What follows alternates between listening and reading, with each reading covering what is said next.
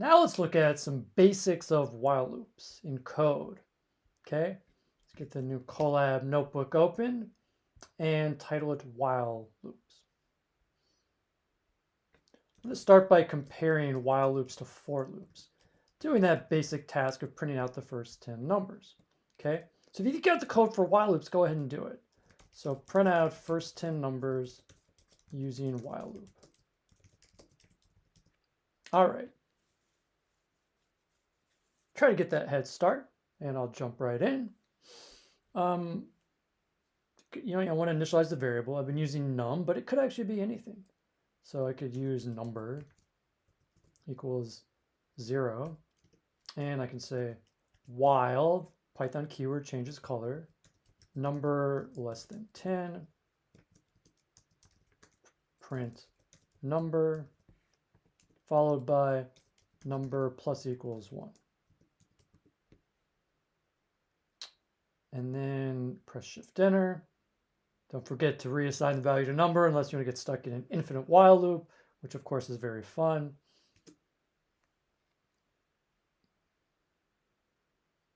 And then there you get the first 10 numbers. Now let's compare that to a for loop, okay? We're going to look at the differences. So print out first 10 numbers using a for loop. Well, I'll use the same variable to be fair. For number in range to 10, print number. Okay, go ahead and do that. Now the output's the same, right? The point is not the output. The point is actually comparing the code. You know, for loops tend to work better, I think, when you're iterating over a preset number of values, like in this case, 10. Because for loops have shortcuts. I also like that it only takes 2 lines of code, or as you can see, the while loop in this case actually does take 4. So I think there are some advantages to using for loops whenever you can. I tend to always use for loops and then while loops when for loop isn't going to work. So when is the case when you might want to use a while loop instead of a for loop? Well, we could come up with some different scenarios. Here's a fun one. Okay, so guess my number. I'll write a function to guess my number. Okay.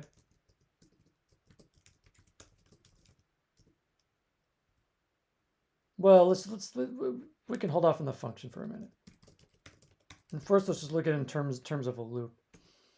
So we're going to assign a value to number. Let's just say it's between 1 and 10. In this case, it's going to be 7. Okay. And the user is going to get a chance to guess it. So we're going to do a guess here. And how would this work? Well, you want to use like an input, okay? So maybe first we initialize it with the print statement. I am thinking of a number between 1 and 10, okay? Then we can use input. So let's call it something like the guess. Input. Try and guess the number. Or how about can you guess the number? Let's see why I'm changing it. Can you guess the number? Okay, all good and fine so far. Now we have to check confirmation. Did the person get the number right? Well, how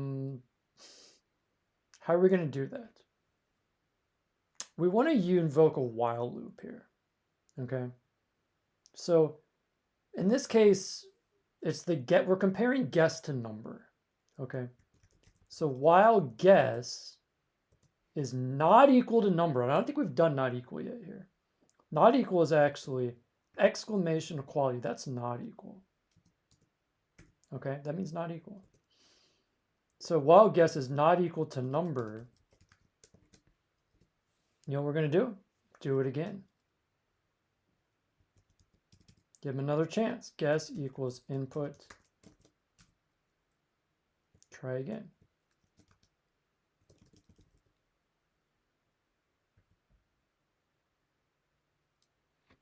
Okay. So let's see if this works in practice. And then we can go over the code. So press Shift Enter. I'm thinking of a number between 1 and 10. Can you guess the number? Well, guess wrong purposely. 5. Try again, right? 4. Try again. See how we're in a while loop, right? That's the whole idea. So as long as we guess incorrectly, guess is not going to be equal to number, we're stuck in there. But once I guess correctly, if I wrote the syntax right, oh, do you? Yes, I see the error. Anybody know what the error is here? This is kind of fun because we are actually stuck in a loop and we can't get out. I'm going to stop it. Note that you can also stop it here. Interrupt execution. So the issue is that it's got to be a string. Remember that input is a string. Okay, try it again. Right, because when you're typing, it's the string 7. It's not the same as the value, the integer 7. Press Shift Enter. 4? No. 3? No. 7? Done. That is how you use a while loop.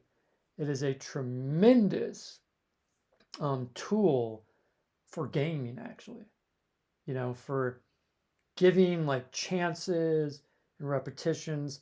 And when that, say, special thing happens, you get out of the loop. Okay? Really cool. And by the way, just to complete this out, to turn it into a function here, what would you do?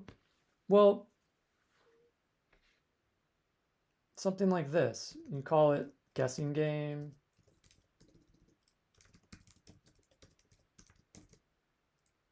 And then, you know, maybe it's something that like the user doesn't see. Should we let's just have a little fun with it. No input. This is what we're going to do. By the way, if you want to tab a bunch of stuff, which we would need to here, press tab. We're going to do the following. Oh, this is kind of interesting. When I press return here, it doesn't tab. You see what's missing? If these don't go as you expect, check carefully to see if something's missing. It's missing the colon. So now I press return and it does go to the right spot. We're going to get a random integer.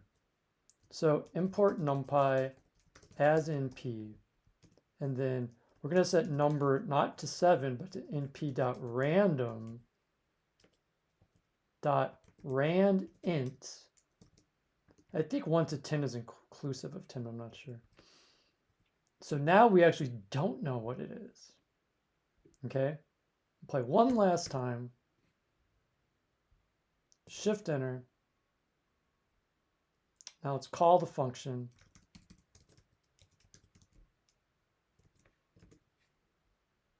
I'm thinking of a number between 1 and 10. Can you guess the number? I don't actually know what it is. 2. Well, maybe I got it on the first try. Now I'm always skeptical if you get it on the first try, so I'm going to try it again. 2. Try again. Wow, I got it in the first try. 3.